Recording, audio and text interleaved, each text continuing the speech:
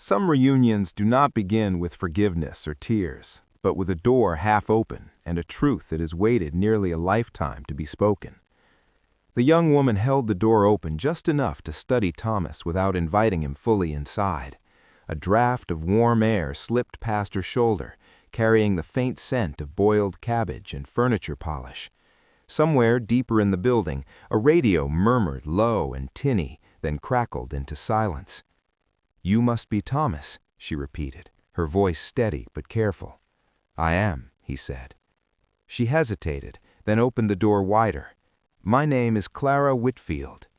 The last name struck him like a thrown stone. Whitfield, not Hale.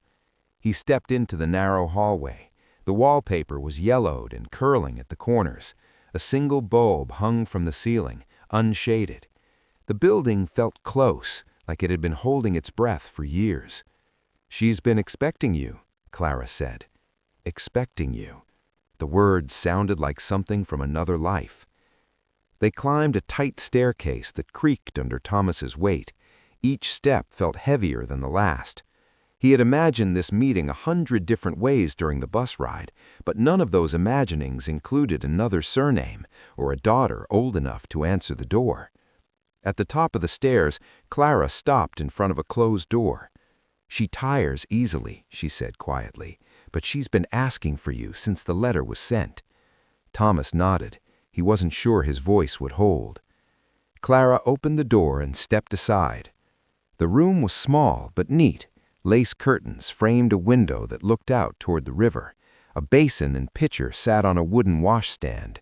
The bed was narrow, iron-framed, covered with a quilt pieced together from scraps of faded dresses.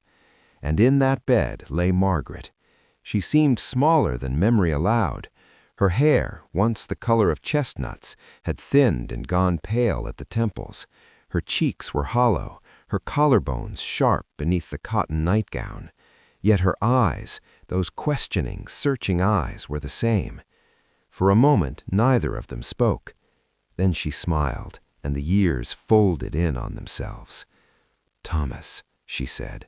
Her voice was rough, as though it had traveled a long road to reach him. He removed his hat.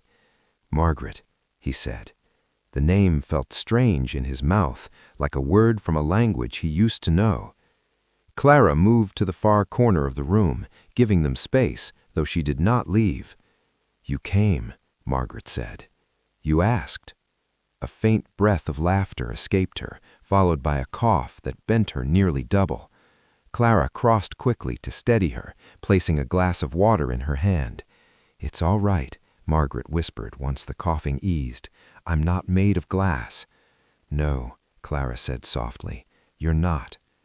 There was something in the way she said it, firm, protective, that tightened something inside Thomas's chest. He pulled the only chair in the room closer to the bed and sat down. "I didn't know if you'd come," Margaret admitted. "I didn't know if I would," I answered truthfully. Silence settled between them, not hostile, but heavy. Finally, Margaret looked toward Clara. "You can tell him," she said. The young woman drew in a slow breath. "I was born in the spring," her voice fixed on Thomas, "on a boarding house on Walnut Street. Mother worked downstairs sewing alterations. She says I came early and loud." Thomas felt the air thin. "How old are you?" he asked. 18, she replied. The math required no effort. His gaze shifted to Margaret. "You left in the autumn," he said quietly. She nodded. "I didn't know, not at first. I thought it was worry making me ill. By the time I was sure, I was already here, already working, already telling myself I'd come back when things were better." "And did they get better?"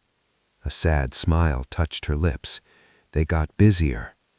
Clara stepped forward. "She meant to write," she said, almost defensively. "She did write. She just never posted them." From the drawer of the washstand, Clara removed a bundle of envelopes tied with thin ribbon.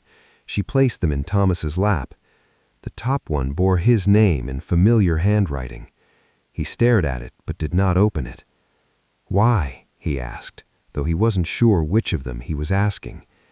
"I was ashamed," she said. You were already carrying more than any man should, the farm failing, your father's health. I told myself you deserved a clean break, not a burden." "A burden?" he repeated. "You loved the land," she said. "You loved that house. I thought if I came back with a child and no money, you'd stay out of duty. I didn't want duty." "You didn't give me the choice," he said. Her eyes filled, but no tears fell. "No," she admitted, "I didn't." The room seemed smaller than before. Outside, a train whistle sounded low along the river. Clara looked from one to the other. "I grew up knowing his name," she said quietly. "Mother never hid that. She told me you were steady, that you could fix anything with wire and patience, that you once carried me across a flooded ditch so I wouldn't ruin my shoes." A flicker of memory surfaced. Muddy water, her laughter, the weight of her in his arms. "I didn't want to hate you," Clara continued, "but it was easier to wonder why you never came." "I never knew you existed," Thomas said. "I know," she replied. And she did know. Margaret reached for his hand then. Her fingers were cool and fragile, but the grip was firm. "I'm not asking you to forgive me," she said. "I'm asking you to know her, to know what I kept from you." Thomas looked at Clara. She stood straight-backed, chin lifted, though her hands twisted together at her waist. She had Margaret's eyes, but there was something else there, too, something quieter, steadier, maybe his. "What do you want from me?" he asked. "I don't know," she said. "I just wanted to see your face, to know if I imagined you right." "And did you?" he asked. She studied him carefully. "You look tired, but not unkind." He almost laughed. "That's about right." Another cough seized Margaret, this time longer. Clara supported her until it passed. When it did, Margaret sank back against the pillow, breath shallow. "The doctors say I've months, maybe less." The bluntness of it filled the room. "I won't make it to summer," she added. No one argued. The river outside moved on, indifferent. Thomas sat there, the bundle of unsent letters heavy in his lap, and understood that the life he thought had closed long ago had never truly ended. It had simply split in two, one path leading back to the green shutters on Cottonwood Road, the other to this narrow room overlooking the river. And now both paths had crossed again. "I've got a house," he said slowly. "It's not much, needs paint, roof leaks in the north corner when the rain comes sideways." Clara listened without interrupting. "There's land," he went on, "pecan trees, a porch that leans but hasn't fallen yet." "Are you asking us to come?" she asked. "I don't know what I'm asking, but I know I'm not walking away twice." The words surprised even him. Margaret's eyes closed briefly, relief softening the lines of her face. "I hoped you'd say that," she whispered. Clara stepped toward the window, looking out at the river lights. "I've never been outside the city, not properly. There ain't much to see, just fields and sky." She turned back to him. "That sounds like more than this." The silence that followed felt different now, less like accusation, more like possibility. For the first time since stepping off the bus, Thomas felt something close to steady ground beneath him.